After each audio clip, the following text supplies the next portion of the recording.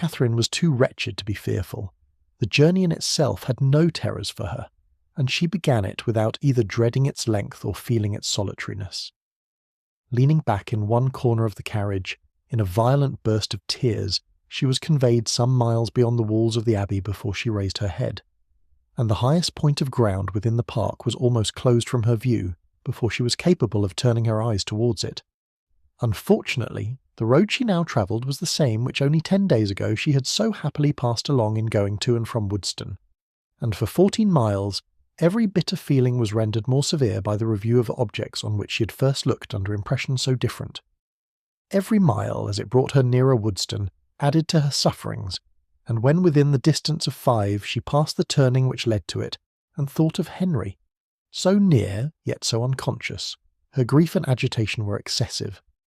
The day which she had spent at that place had been one of the happiest of her life. It was on that day, that the General had made use of such expressions with regard to Henry and herself, had so spoken and so looked, as to give her the most positive conviction of his actually wishing their marriage. Yes, only 10 days ago had he elated her by his pointed regard, had he even confused her by his too significant reference. And now, what had she done, or what had she omitted to do to merit such a change? The only offence against him of which she could accuse herself had been such as was scarcely possible to reach his knowledge. Henry and her own heart only were privy to the shocking suspicions which she had so idly entertained, and equally safe did she believe her secret with each. Designedly, at least, Henry could not have betrayed her.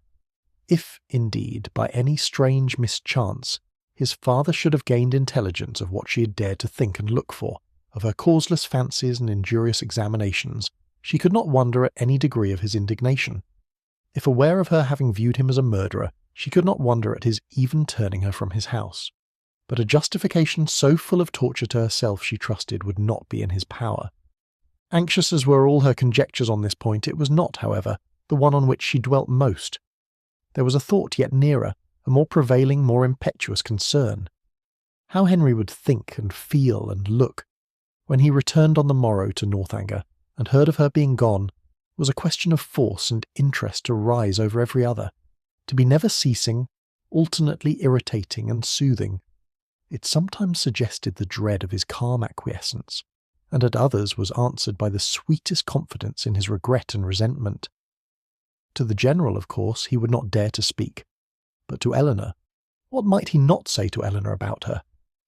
In this unceasing recurrence of doubts and inquiries, on any one article of which her mind was incapable of more than momentary repose, the hours passed away, and her journey advanced much faster than she looked for. The pressing anxieties of thought, which prevented her from noticing anything before her, when once beyond the neighbourhood of Woodston, saved her, at the same time, from watching her progress, and though no object on the road could engage a moment's attention, she found no stage of it tedious. From this she was preserved too by another cause, by feeling no eagerness for her journey's conclusion. For to return in such a manner to Fullerton was almost to destroy the pleasure of a meeting with those she loved best, even after an absence such as hers, an 11 weeks' absence. What had she to say that would not humble herself and pain her family, that would not increase her own grief by the confession of it, extend an useless resentment, and perhaps involve the innocent with the guilty in undistinguishing ill will? She could never do justice to Henry and Eleanor's merit. She felt it too strongly for expression, and should a dislike be taken against them, should they be thought of unfavourably on their father's account, it would cut her to the heart. With these feelings, she rather dreaded than sought for the first view of that well-known spire which would announce her within 20 miles of home.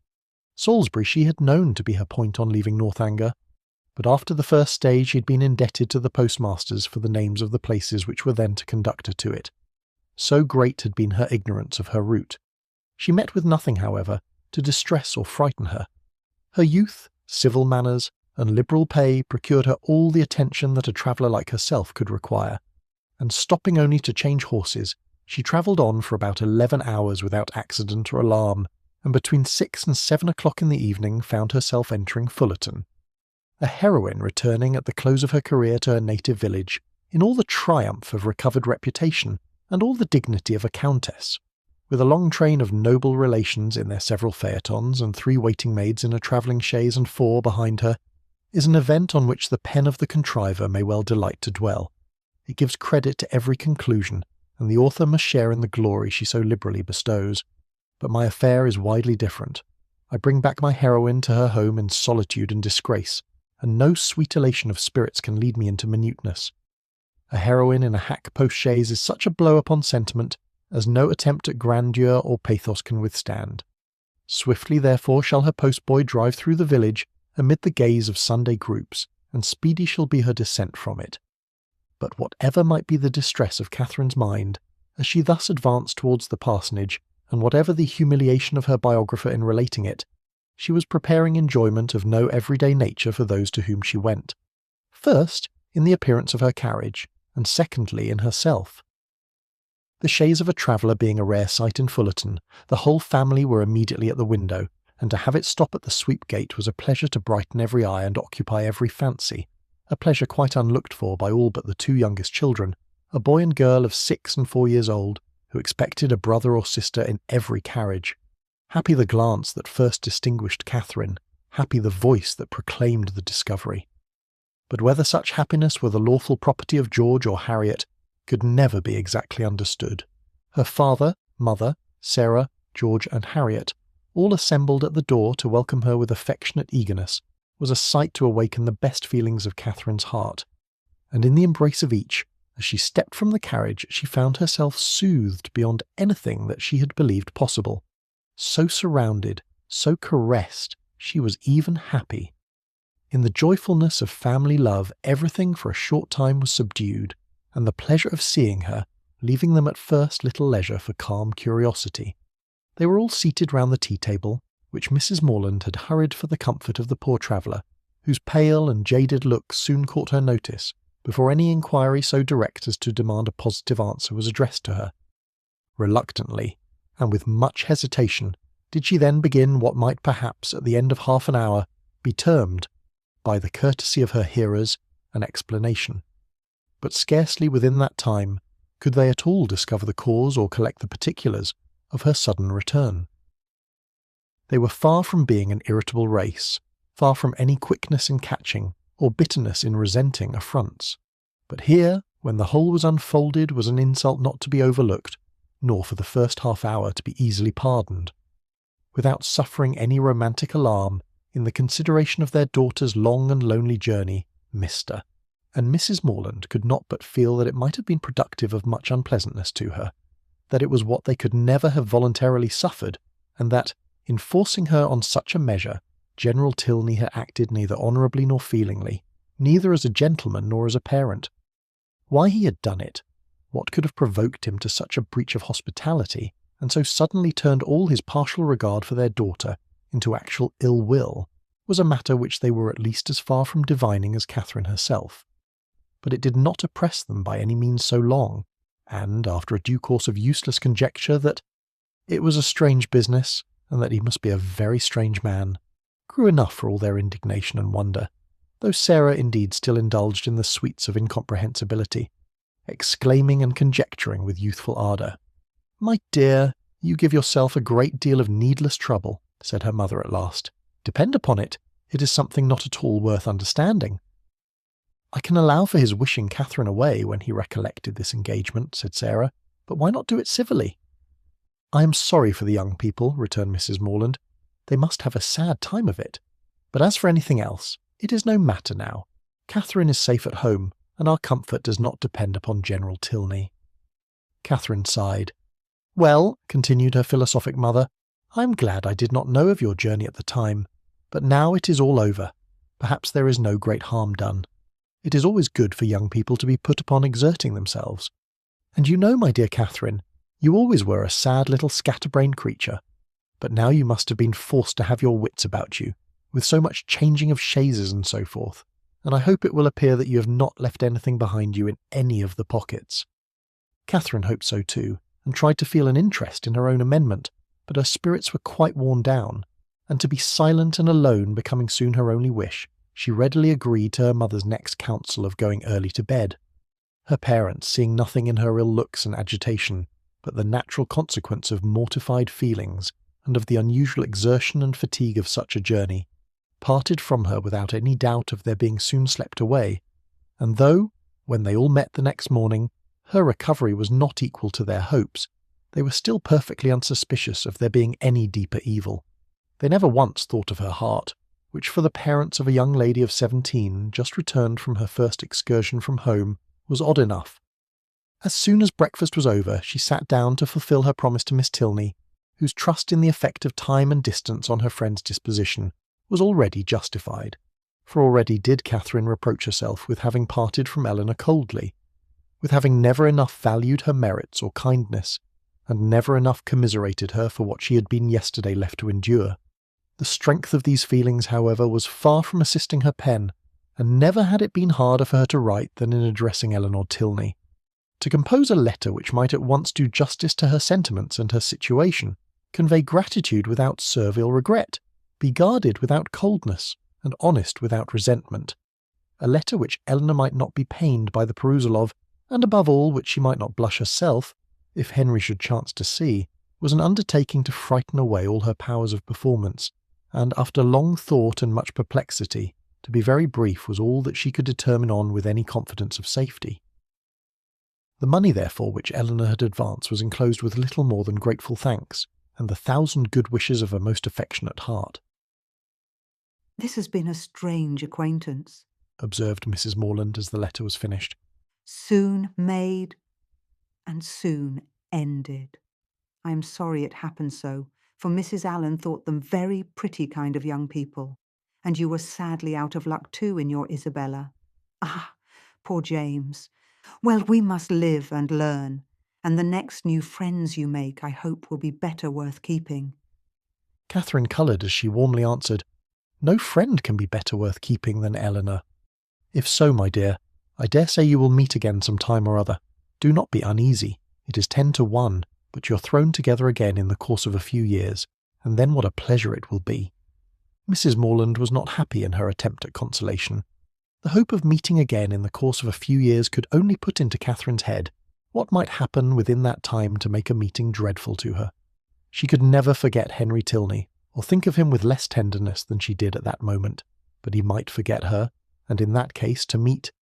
Her eyes filled with tears as she pictured her acquaintance so renewed, and her mother, perceiving her comfortable suggestions to have had no good effect, proposed, as another expedient for restoring her spirits, that they should call on Mrs. Allen. The two houses were only 1/4 of a mile apart, and as they walked, Mrs. Morland quickly dispatched all that she felt on the score of James's disappointment. "We are sorry for him," said she, "but otherwise there is no harm done in the match going off, for it could not be a desirable thing to have him engaged to a girl whom we had not the smallest acquaintance with, and who was so entirely without fortune. And now, after such behaviour, we cannot think at all well of her. Just at present it comes hard to poor James, but that will not last for ever, and I dare say he will be a discreeter man all his life for the foolishness of his first choice." This was just such a summary view of the affair as Catherine could listen to. Another sentence might have endangered her complacence, and made her reply less rational.